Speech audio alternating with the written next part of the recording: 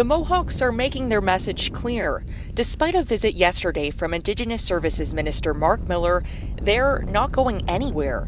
That has forced Justin Trudeau to stay in Canada.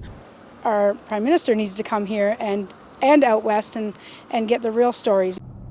CBC News has obtained audio recordings of part of the meeting at this community centre.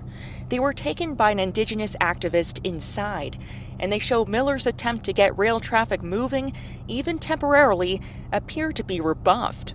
They said there'd be a temporary drawback to allow trains to go through. Get the red coats out first. Get the blue coats out of down here. Then we can maybe have some common discussion on the case. The recordings also reveal one of the Wet'suwet'en hereditary chiefs joined the discussion over speakerphone. The chief asked the Mohawks to dig in. The progress was modest.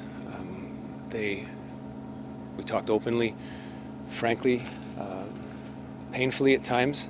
After the meeting, Miller characterized the discussion as productive, but said there's a lot more work that needs to be done.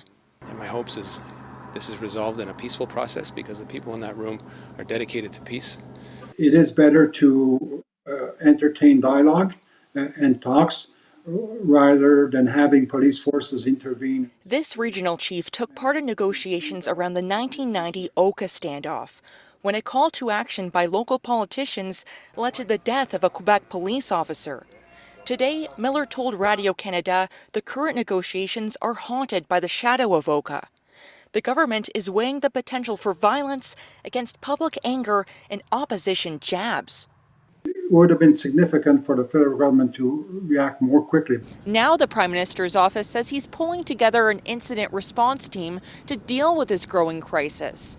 Olivia Stefanovic, CBC News, Tyne-Dahnega.